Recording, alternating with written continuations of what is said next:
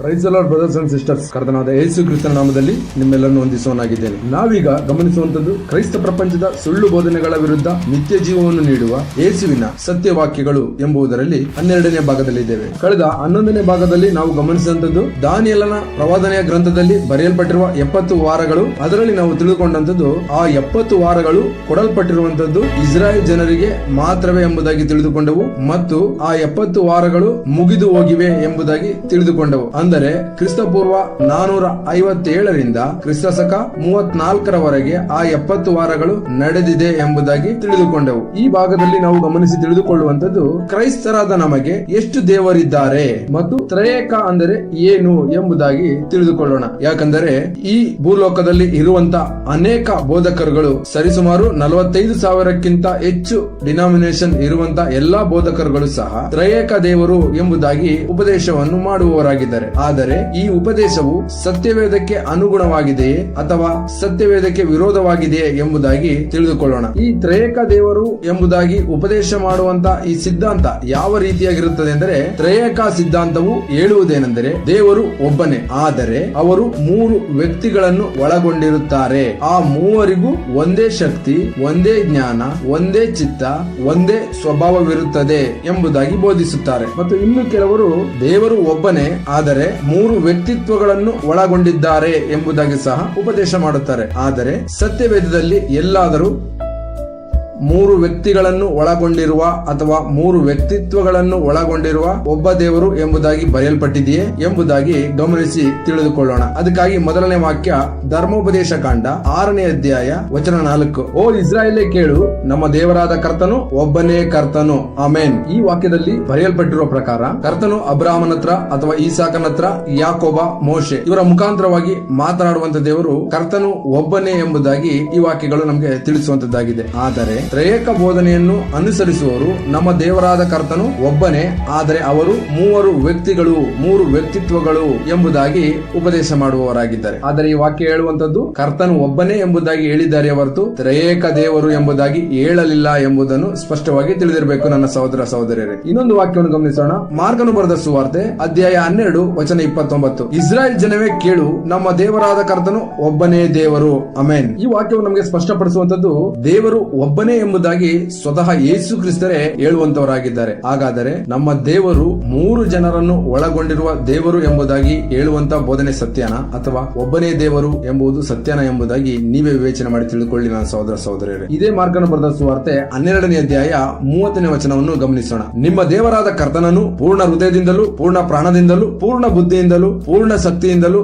ಪ್ರೀತಿಸಬೇಕು ಎಂಬುದೇ ಮೊದಲನೆಯ ಆಜ್ಞೆ, ಆಮೆನ್. ಸ್ಪಷ್ಟವಾಗಿ ಗಮನಿಸಿ ನನ್ನ ಸಹೋದರ ಸಹೋದರಿಯರೇ, ಇಲ್ಲಿ ಪೂರ್ಣ ಬುದ್ಧಿಯಿಂದ, ಪೂರ್ಣ ಶಕ್ತಿಯಿಂದ, ಪೂರ್ಣ ಪ್ರಾಣದಿಂದ, ಪೂರ್ಣ ಹೃದಯದಿಂದ ಒಬ್ಬನನ್ನೇ ಪ್ರೀತಿಸಬೇಕು ಎಂಬುದಾಗಿ ಬರೆಯಲ್ಪಟ್ಟಿದೆ ಹೊರತು ಯೇಸುವಿಗೆ ಸ್ವಲ್ಪ ಆರಾಧನೆ, ತಂದೆಯಾದ ದೇವರಿಗೆ ಸ್ವಲ್ಪ ಆರಾಧನೆ, ಪರಿಶುದ್ಧಾತ್ಮ ದೇವರಿಗೆ ಸ್ವಲ್ಪ ಆರಾಧನೆ ಎಂಬುದಾಗಿ ವಿಭಾಗವಾಗಿ ಅವರು ಹೇಳಲಿಲ್ಲ ಎಂಬುದನ್ನು ಸ್ಪಷ್ಟವಾಗಿ ತಿಳಿದಿರಬೇಕು ನನ್ನ ಸಹೋದರ ಸಹೋದರಿಯರೇ. ಮತ್ತು ಪೂರ್ಣ ಎಂಬುದಾಗಿ ನೋಡೋದಾದ್ರೆ 100% ಅಲ್ವೇ? ಸೊ 100% ಒಬ್ಬ ದೇವರನ್ನು ನಾವು ಪ್ರೀತಿಸಬಹುದೇ ಹೊರತು ಸ್ವಲ್ಪ ಸ್ವಲ್ಪವಾಗಿ ವಿಭಾಗಿಸುವುದಾದ್ರೆ ಹೇಗೆ ಪೂರ್ಣ ಆಗಲು ಸಾಧ್ಯ? ಒಮ್ಮೆ ಆಲೋಚನೆ ಮಾಡಿ ನೋಡಿ. ಸರಿ, ತ್ರಯೇಕ ದೇವರು ಎಂಬುದಾಗಿ ಬೋಧಿಸುವಂತ ಜನರು ಆ 3 ವ್ಯಕ್ತಿಗಳು ಒಬ್ಬನೇ ದೇವರಾಗಿದ್ದಾರೆ, ಆದರೆ ಆ ಮೂವರಿಗೂ ಸಮಾನತೆ ಇದೆ, ಒಂದೇ ಜ್ಞಾನ, ಒಂದೇ ಶಕ್ತಿ, ಒಂದೇ ಚಿತ್ತ ಎಂಬುದಾಗಿ ಹೇಳುವವರಾಗಿದ್ದಾರೆ. ಆದರೆ ಇದಕ್ಕೆ ಸತ್ಯವೇದವು ಏನು ಹೇಳುತ್ತದೆ ಎಂಬುದಾಗಿ ಗಮನಿಸೋಣ. ಯೆಶಾಯನ ಗ್ರಂಥ 46ನೇ ಅಧ್ಯಾಯ ವಚನ 5. ನನ್ನನ್ನು ಯಾರಿಗೆ ಸರಿ ಕಟ್ಟಿ ಹೋಲಿಸಿರಿ, ಇಬ್ಬರು ಸಮಾನರೆಂದು ನನ್ನನ್ನು ಯಾರೊಡನೆ ಸಮಾನ ಮಾಡಿರಿ, ಆಮೆನ್. ಈ ವಾಕ್ಯವು ನಮಗೆ ತಿಳಿಸುವಂತದ್ದು ಇಬ್ಬರು ಸಮಾನರೆಂದು ನೀವು ಯಾರಿಗೆ ನನ್ನನ್ನು ಹೋಲಿಸುತ್ತೀರಿ ಎಂಬುದಾಗಿ ದೇವರೇ ನಮ್ಮ ಸಂಗಡ ಕೇಳುವವರಾಗಿದ್ದಾರೆ. ಆದರೆ ಇಂದಿನ ಉಪದೇಶಕರು ಹೇಳುವಂತದ್ದು, ದೇವರೇ ನಿನಗೆ ಗೊತ್ತಿಲ್ಲ, ನೀವು ಒಬ್ಬರಲ್ಲ 3 ಇದ್ದೀರಾ ಎಂಬುದಾಗಿ ಅನೇಕ ಬೋಧಕರುಗಳು ಬೋಧಿಸುವವರಾಗಿದ್ದಾರೆ. ಸರಿ, ಇನ್ನೊಂದು ವಾಕ್ಯವನ್ನು ಗಮನಿಸೋಣ. ಯೆಶಾಯನ ಗ್ರಂಥ 46ನೇ ಅಧ್ಯಾಯ ವಚನ 8ರಿಂದ 9. ದ್ರೋಹಿಗಳೇ, ಇದನ್ನು ಜ್ಞಾಪಕದಲ್ಲಿಟ್ಟುಕೊಂಡು ಗಮನಿಸಿ, ಮನುಷ್ಯರಿಗೆ ತಕ್ಕಂತೆ ನಡೆಯಿರಿ, ಪುರಾತನದ ಹಳೆಯ ಸಂಗತಿಗಳನ್ನು ಜ್ಞಾಪಕ ಮಾಡಿಕೊಳ್ಳಿರಿ. ನಾನೇ ದೇವರು, ಇನ್ನು ಯಾರೂ ಇಲ್ಲ, ನಾನೇ ಪರಮದೇವರು, ನನಗೆ ಸರಿಸಮಾನರಿಲ್ಲ.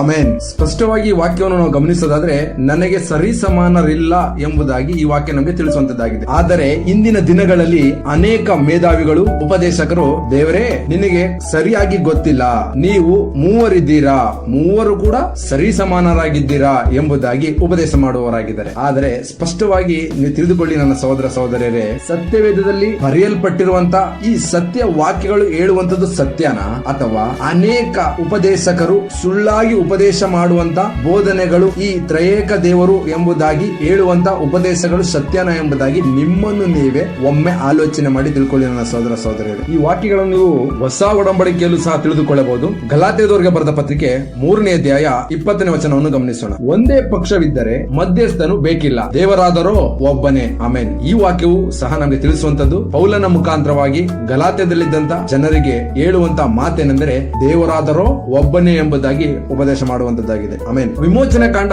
20ನೇ ಅಧ್ಯಾಯ ವಚನ 2ರಿಂದ 3ನೇ ವಾಕ್ಯದವರೆಗೂ ನಾವು ಗಮನಿಸೋದಾದ್ರೆ ಅಲ್ಲಿ ಬರೆಯಲ್ಪಟ್ಟಿರುವಂತದ್ದು ಯೆಹೋವನು ಎಂಬ ನಿನ್ನ ದೇವರು ನಾನೇ, ನಾನಲ್ಲದೆ ನಿಮಗೆ ಬೇರೆ ದೇವರುಗಳು ಇರಬಾರದು ಎಂಬುದಾಗಿ ವಾಕ್ಯ ಬರೆಯಲ್ಪಟ್ಟಿದೆ. ಅಂದರೆ ದೇವರು ಒಬ್ಬನಾಗಿದ್ದಾನೆ ಹೊರತು ಮೂವರಾಗಿ ಇಬ್ಬರಾಗಿ ಇಲ್ಲ ಎಂಬುದು ಸ್ಪಷ್ಟವಾಗಿ ತಿಳಿದಿರಬೇಕು ನನ್ನ ಸಹೋದರ ಸಹೋದರಿಯರೇ. ಇಷ್ಟು ಮಾತ್ರ ಅಲ್ಲ, ರೋಮಾಪುರದವರಿಗೆ ಬರೆದ ಪತ್ರಿಕೆ 3ನೇ ಅಧ್ಯಾಯ 30ನೇ ವಚನವನ್ನು ನೀವು ಗಮನಿಸೋದಾದ್ರೆ ದೇವರು ಒಬ್ಬನೇ ಎಂಬುದಾಗಿ ಬರೆಯಲ್ಪಟ್ಟಿದೆ. ಮತ್ತು ಯಾಕೋಬನ ಪದಪತ್ರಿಕೆ 2ನೇ ಅಧ್ಯಾಯ 19ನೇ ವಚನವನ್ನು ನೀವು ಗಮನಿಸೋದಾದ್ರೆ ದೇವರು ಒಬ್ಬನೇ ಎಂದು ನೀನು ನಂಬುವವನು ಹಾಗೆ ನಂಬುವುದು ಒಳ್ಳೆಯದು, ದೆವ್ವಗಳೂ ಕೂಡ ಹಾಗೆಯೇ ನಂಬಿ ಹೆದರಿ ನಡುಗುತ್ತವೆ. ಆಮೆನ್. ಸ್ಪಷ್ಟವಾಗಿ ಗಮನಿಸಿ ನನ್ನ ಸಹೋದರ ಸಹೋದರರೇ, ಆದಿ ಅಪೊಸ್ತಲರ ಮುಖಾಂತರ ಪೌಲನ ಮೂಲಕವಾಗಿ ಬರೆಯಲ್ಪಟ್ಟಿರುವಂತಹ ಪತ್ರಿಕೆಗಳಲ್ಲಿ ದೇವರು ಒಬ್ಬನೇ ಎಂಬುದಾಗಿ ಆದಿ ಅಪೊಸ್ತಲರು ದೃಢವಾಗಿ ನಂಬಿದ್ದರು, ಅವರ ಸುವಾರ್ತೆಯನ್ನು ಸಾರುತ್ತಿದ್ದರು. ಅಷ್ಟು ಮಾತ್ರ ಅಲ್ಲ, ಯಾಕೋಬನ ಬರೆದ ಪತ್ರಿಕೆ 2:19ರಲ್ಲಿ ನೀವು ಗಮನಿಸೋದಾದ್ರೆ ದೆವ್ವನು ಸಹ ದೇವರು ಒಬ್ಬನೇ ಎಂಬುದಾಗಿ ನಂಬಿ ನಡುಗುವಂತದ್ದಾಗಿದೆ. ಆದರೆ ಇಂದಿನ ದಿನಗಳಲ್ಲಿ ಹಲವಾರು ಉಪದೇಶಕರುಗಳಿಗೆ ದೇವರು ಒಬ್ಬನೇ ಎಂಬುದನ್ನು ತಿಳಿಯದೆ ತ್ರಯೇಕ ದೇವರು, ಆತನು ಮೂವರು ಆಗಿದ್ದಾರೆ, ಆತನು 3 ವ್ಯಕ್ತಿಗಳಾಗಿ ಇಲ್ಲವೇ 3 ವ್ಯಕ್ತಿತ್ವಗಳಾಗಿ ಒಳಗೊಂಡಿದ್ದಾನೆ ಎಂಬುದಾಗಿ ಅನೇಕ ಸುಳ್ಳಾದ ಉಪದೇಶವನ್ನು ಮಾಡುವವರಾಗಿದ್ದಾರೆ. ಎಫೆಸದವರಿಗೆ ಬರೆದ ಪತ್ರಿಕೆ 4ನೇ ಅಧ್ಯಾಯ ವಚನ 5ರಿಂದ 6ರವರೆಗೂ ನೀವು ಗಮನಿಸೋದಾದ್ರೆ ಕರ್ತನು ಒಬ್ಬನೇ, ದೇವರು ಒಬ್ಬನೇ ಎಂಬುದಾಗಿ ಬರೆಯಲ್ಪಟ್ಟಿದೆ. ಆದರೆ ಇಂದಿನ ದಿನಗಳಲ್ಲಿ ಅನೇಕ ಮಂದಿ ಉಪದೇಶಕರು ನಮ್ಮ ದೇವರು ಒಬ್ಬನೇ ಅನ್ನುವುದನ್ನು ಬಿಟ್ಟು ಬಿಟ್ಟು ನಮ್ಮ ದೇವರು ತ್ರಯೇಕ ದೇವರು, ಟ್ರಿನಿಟಿ ಎಂಬುದಾಗಿ ಸುಳ್ಳಾದ ಉಪದೇಶವನ್ನು ಮಾಡುವವರಾಗಿದ್ದಾರೆ. ಸರಿ, ಯೆಶಾಯನ ಗ್ರಂಥ 44ನೇ ಅಧ್ಯಾಯ 6ನೇ ವಚನವನ್ನು ನೀವು ಧ್ಯಾನಿಸೋದಾದ್ರೆ ನನ್ನ ಹೊರತು ಬೇರೆ ಯಾವ ದೇವರು ಇಲ್ಲ ಎಂಬುದಾಗಿ ವಾಕ್ಯದಲ್ಲಿ ಬರೆಯಲ್ಪಟ್ಟಿದೆ. ಆದರೆ ಇಂದಿನ ದಿನಗಳಲ್ಲಿ ಬೋಧಕರು ಹೇಳುವಂತದ್ದು ಯೇಸು ಕ್ರಿಸ್ತನಿಗೆ ದೇವರೇ ನಿನಗೆ ಗೊತ್ತಿಲ್ಲ, ನಿನ್ನ ಎಡಗಡೆಯಲ್ಲಿ ಪರಿಶುದ್ಧಾತ್ಮನಿದ್ದಾನೆ, ನಿನ್ನ ಬಲಗಡೆಯಲ್ಲಿ ಯೇಸು ಕ್ರಿಸ್ತನಿದ್ದಾನೆ, ನೀನು ಒಬ್ಬ ದೇವರಾಗಿ ಪರಲೋಕದಲ್ಲಿದ್ದೀಯಾ, ಸರಿಯಾಗಿ ತಿಳಿದುಕೋ ಎಂಬುದಾಗಿ ಉಪದೇಶ ಮಾಡುವವರಾಗಿದ್ದಾರೆ. ಅದೇ ಯೆಶಾಯನ ಗ್ರಂಥ 44ನೇ ಅಧ್ಯಾಯ 8ನೇ ವಚನದಲ್ಲಿ ನಾವು ನೋಡೋದಾದ್ರೆ ನಾನಲ್ಲದೆ ಇನ್ನೊಬ್ಬ ದೇವರು ಇದ್ದಾನೋ ಎಂಬುದಾಗಿ ದೇವರೇ ಕ್ವಶನ್ ಮಾಡುವವರಾಗಿದ್ದಾರೆ. ಅದಕ್ಕೆ ಈಗಿರುವಂತ ಉಪದೇಶಕರು ಕೊಡುವಂತ ಉತ್ತರ ಹೌದು ಇದ್ದಾನೆ, ನೀವು ಮೂವರಿದ್ದೀರಾ ಎಂಬುದಾಗಿ ಹೇಳುವವರಾಗಿದ್ದಾರೆ. ಆದರೆ ದೇವರು ಏಕ ದೇವರಾಗಿದ್ದಾನೆ ಹೊರತು ಅವರು ಮೂವರಲ್ಲ ಎಂಬುದಾಗಿ ಸ್ಪಷ್ಟವಾಗಿ ತಿಳಿದಿರಬೇಕು ನನ್ನ ಸಹೋದರ ಸಹೋದರಿಯರೇ. ಆಮೆನ್. ಮತ್ತು ಇನ್ನೊಂದು ವಿಷಯವೇನೆಂದ್ರೆ ಇಂದಿನ ದಿನಗಳಲ್ಲಿ ಹಲವಾರು ಬೋಧಕರುಗಳು ಕೆಲವೊಂದು ಚಿತ್ರಗಳನ್ನು ಬಿಡಿಸಿ ತೋರಿಸುವವರಾಗಿದ್ದಾರೆ. ಪರಲೋಕದಲ್ಲಿ 3 ಸಿಂಹಾಸನವನ್ನು ಹಾಕಿ ಬಲಗಡೆ ಯೇಸು ಕ್ರಿಸ್ತನನ್ನು, ಎಡಗಡೆ ಪರಿಶುದ್ಧಾತ್ಮನನ್ನು, ಮಧ್ಯದಲ್ಲಿ ತಂದೆಯಾದ ದೇವರ ಒಂದು ಚಿತ್ರವನ್ನು ಬಿಡಿಸಿ 3 ಸಿಂಹಾಸನವನ್ನು ಹಾಕಿ ತೋರಿಸುವವರಾಗಿದ್ದಾರೆ. ಆದರೆ ದೇವರ ವಾಕ್ಯವು ಹೇಳುವಂತದ್ದು ಪ್ರಕಟಣೆ ಗ್ರಂಥ 4ನೇ ಅಧ್ಯಾಯ 2ನೇ ವಚನದಲ್ಲಿ ನಾವು ನೋಡೋದಾದ್ರೆ ಆಗ ಇಗೋ ಪರಲೋಕದಲ್ಲಿ ಒಂದು ಸಿಂಹಾಸನವಿತ್ತು, ಸಿಂಹಾಸನದ ಮೇಲೆ ಒಬ್ಬನು ಕೂತಿದ್ದನು ಎಂಬುದಾಗಿ ಬರೆಯಲ್ಪಟ್ಟಿದೆ. ಹಾಗಾದರೆ ದೇವರ ವಾಕ್ಯದಲ್ಲಿ ಹೇಳಿರುವ ಪ್ರಕಾರ ಒಂದು ಸಿಂಹಾಸನ, ಒಬ್ಬ ದೇವರು ಸತ್ಯನ, ಅಥವಾ ಈ ಲೋಕದಲ್ಲಿ ಕಾಲ್ಪನೆ ಮಾಡಿಕೊಂಡು 3 ದೇವರುಗಳು 3 ಸಿಂಹಾಸನಗಳು ಎಂಬುದಾಗಿ ಇರುವಂತದ್ದು ಸತ್ಯನ ಎಂಬುದಾಗಿ ನಿಮ್ಮನ್ನು ನೀವೇ ವಿವೇಚನೆ ಮಾಡಿ ತಿಳ್ಕೊಳ್ಳಿ ನನ್ನ ಸಹೋದರ ಸಹೋದರಿಯರೇ. ಇನ್ನೊಂದು ವಾಕ್ಯವನ್ನು ಗಮನಿಸೋಣ. ಜಕಾರ್ಯ 14ನೇ ಅಧ್ಯಾಯ 9ನೇ ವಚನ. ಯೆಹೋವನು ಭೂಲೋಕಕ್ಕೆಲ್ಲ ರಾಜನಾಗಿರುವನು, ಆ ದಿನದಲ್ಲಿ ಯೆಹೋವನೊಬ್ಬನೇ ದೇವರೆಂದು ಆತನ ಹೆಸರೊಂದೇ ಸತ್ಯವೆಂದು ಎಲ್ಲರಿಗೂ ತಿಳಿದು ಬರುವುದು. ಆಮೆನ್. ಈ ವಾಕ್ಯದ ಪ್ರಕಾರ ಆದಿಯಿಂದಲೂ ದೇವರು ಒಬ್ಬನಾಗೇ ಇದ್ದಾನೆ. ಯೇಸು ಕ್ರಿಸ್ತನ 2ನೇ ಬರುವಿಕೆಯ ನಂತರವೂ ಸಹ ಈ ವಾಕ್ಯದ ಪ್ರಕಾರ ಭೂಮಿಲೆಲ್ಲ ಆತನೊಬ್ಬನೇ ರಾಜನಾಗಿರುತ್ತಾನೆ ಎಂಬುದಾಗಿ ತಿಳಿದಿರಬೇಕು. ಆದರೆ ಇಂದಿನ ದಿನಗಳಲ್ಲಿ ಉಪದೇಶ ಮಾಡುವಂತದ್ದು ತ್ರಯೇಕ ದೇವರು, 3 ವ್ಯಕ್ತಿತ್ವ ಅಥವಾ 3 ದೇವರುಗಳು ಎಂಬುದು ಸುಳ್ಳು. ಯಾಕಂದ್ರೆ ಆದಿಯಿಂದ ಅಂತ್ಯದವರೆಗೂ ಒಬ್ಬನೇ ಕರ್ತನಾಗಿರುವ ಆತನು ಮಧ್ಯಕಾಲದಲ್ಲಿ ಮಾತ್ರ ಹೇಗೆ 3 ವ್ಯಕ್ತಿಗಳಾಗಿ ವಿಭಾಗಿಸಲು ಸಾಧ್ಯ ಎಂಬುದಾಗಿ ನಿಮ್ಮನ್ನು ನೀವೇ ವಿವೇಚನೆ ಮಾಡಿ ತಿಳ್ಕೊಳ್ಳಿ ನನ್ನ ಸಹೋದರ ಸಹೋದರಿ. ಸಹೋದರರೇ, ಇವೆಲ್ಲವುಗಳನ್ನು ಧ್ಯಾನಿಸುವಾಗ ನಿಮಗೆ ಉಪದೇಶ ಮಾಡುವುದನ್ನು ನೀವು ಕೇಳಿರುವಾಗ ನಿಮಗೆ ಒಂದು ಪ್ರಶ್ನೆ ಉದ್ಭವಿಸಬಹುದು. ಆದರೆ ತಂದೆ ಅಂತ ಬರೆಯಲ್ಪಟ್ಟಿದೆ, ಮಗ ಅಂತ ಬರೆಯಲ್ಪಟ್ಟಿದೆ, ಪರಿಶುದ್ಧಾತ್ಮ ಅಂತ ಬರೆಯಲ್ಪಟ್ಟಿದೆ, ಇದು ಹೇಗೆ ಎಂಬುದಾಗಿ ನೀವು ಕೇಳೋದಾದ್ರೆ ಅದಕ್ಕೆ ಉತ್ತರ, ದೇವರು ಸೃಷ್ಟಿ ಮಾಡುವುದರಲ್ಲಿ ತಂದೆ ಆಗಿಯೂ, ನಮ್ಮ ಪಾಪ ಪರಿಹಾರಕ್ಕೋಸ್ಕರ ಮಗನಾಗಿಯೂ, ನಮಗೆ ಆಲೋಚನೆ ಹೇಳುವುದಕ್ಕೋಸ್ಕರ ಅಥವಾ ಸಹಾಯ ಮಾಡುವುದಕ್ಕೋಸ್ಕರ ಪರಿಶುದ್ಧಾತ್ಮನಾಗಿಯೂ ಇರುವಾತನು ಒಬ್ಬನೇ ದೇವರು ಎಂಬುದಾಗಿ ಸ್ಪಷ್ಟವಾಗಿ ತಿಳಿದಿರಬೇಕು ನನ್ನ ಸಹೋದರ ಸಹೋದರಿಯರೇ. ಇಲ್ಲಿವರೆಗೂ ನಾವು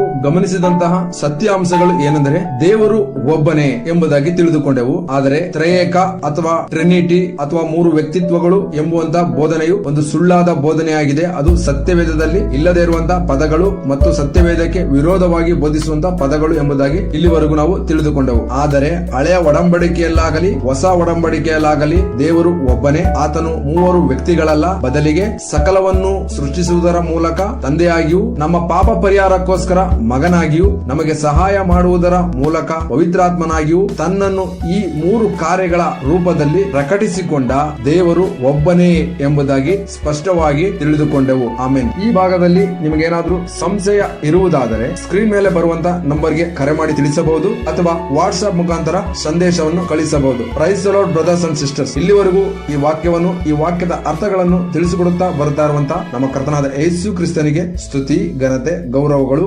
ಆತನೊಬ್ಬನಿಗೆ ಸಲ್ಲಲಿ. ಆಮೇನ್.